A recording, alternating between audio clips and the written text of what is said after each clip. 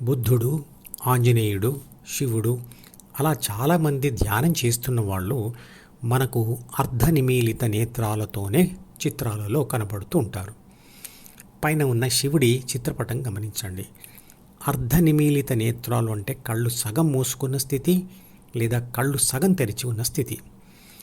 ధ్యానంలో ఉన్నవారు అలా అర్ధనిమీలిత నేత్రాలతో అంటే కళ్ళు సగానికి పైగా మూసుకొని ఉన్నట్లుగా కనిపించడానికి కారణం ఏమిటి? కారణం వివరించే ప్రయత్నం చేస్తాను. ABCDGలు అన్ని మెదడులో అంటే తలలో పై భాగంలో ఉంటాయి అన్న విషయం పైన ఉన్న రెండవ చిత్రపటం చూస్తే తెలుస్తుంది. వీటి అన్నిటి గురించిన వివరణ ఇదివరకే చేసిన వీడియోలలో ఉంది. Bని చదివిన తర్వాతే Cని పట్టుకొని ప్రాపంచిక ఆత్మగా మారుతుంది అంటే ABCగా మారుతుంది అని ఇదివరకే తెలుసుకున్నాం.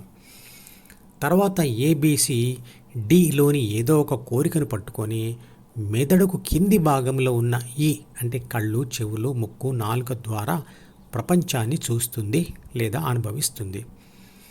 అంటే ABC ధ్యాస పై నుండి కిందికి దిగుతుంది. శరీరం మీద ఉండే చర్మం ఎక్కువ శాతం మెదడుకు కింది భాగంలో ఉంటుంది. అలా కిందికి దిగి ప్రపంచమును చూసిన తర్వాత సూచనలు లేదా నిర్ణయాల కోసం మళ్ళీ ప్రాపంచిక ఆత్మ తన ధ్యాసను అక్కడి నుండే జ్ఞానేంద్రియాల అంటే పైన ఉన్న D వైపు మళ్ళిస్తుంది.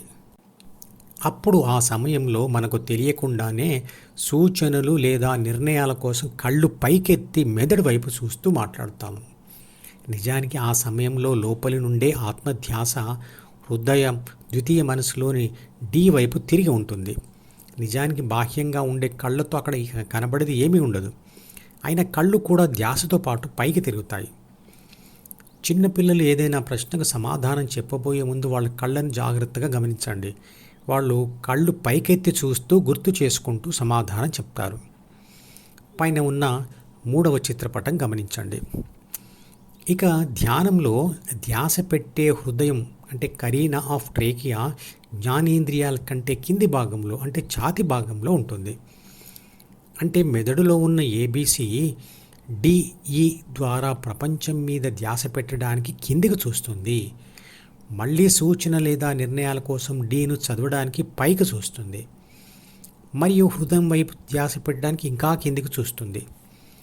నిజానికి మెదడులోని ద్వితీయ మనసును కానీ హృదయాన్ని కానీ బాహ్యంగా ఉండే కళ్ళు చూడలేవు. కానీ ఆత్మ వాటి వైపు లోపల నుండి ధ్యాస పెట్టే ప్రయత్నం చేసినప్పుడు కళ్ళు ఆత్మ యొక్క ధ్యాసతో పాటుగా పైకి కానీ కిందికి కానీ తిరుగుతుంటాయి. అంటే ఆత్మ ధ్యాసతో పాటుగా జ్ఞానేంద్రియాల ఫోకస్ కూడా అటువైపు మళ్ళుతుంది. మీరు కళ్ళు మూసుకొని శరీరంలో ఎక్కడైనా స్పర్శ కలిగించుకోండి. ఎక్కడ స్పర్శ కలిగితే అటువైపు అంతర్ధ్యాస మళ్ళడంతో పాటు కళ్ళు మూసుకొని ఉన్నా మీ కళ్ళు కూడా కనురెప్పల కింది నుండే అటువైపు తిరగడాన్ని మీరు గమనించవచ్చు. మెలకువలో ఉన్న యోగి బాహ్య ప్రపంచ స్పృహలో ఉంటూనే అంటే కళ్ళు తెరుచుకొని బాహ్య ప్రపంచమును చూస్తూనే తన అంతర్నేత్రం అంటే ధ్యాసను పైన ఉన్న D నుండి విడిపించుకొని క్రిందికి దించి దానిని తనలోని హృదయంలో బంధిస్తాడు. అప్పుడు అతని అంతర్ధ్యాసకు అనుగుణంగా అతని కళ్ళు కొంచెం తెరిచి ప్రపంచమును చూస్తూనే కిందికి అంటే హృదయం మీదికి దిగి ఉంటాయి. కానీ పూర్తిగా మూసుకొని ఉండవు. గాఢ నిద్రలో లేదా సమాధి స్థితిలో తప్ప మెలకువలో ఉన్నప్పుడు యోగి కళ్ళు పూర్తిగా మూసుకొని ఉండవు. ఆ సగం దించిన కళ్ళతో అతని ధ్యాస సుమారుగా తాను నిలిచి ఉన్న లేదా కూర్చున్న చోటు నుంచి 1 లేదా 2 మీటర్ల దూరంలో నేల మీద ఉంటుంది. అక్కడ నిజానికి చూసేందుకు ఏమీ ఉండదు. అతను దానిని చూడాలని చూడట్లేదు కాబట్టి అది అతనికి కనపడదు. లోన ధ్యాస మాత్రం హృదయం మీదే ఉంటుంది.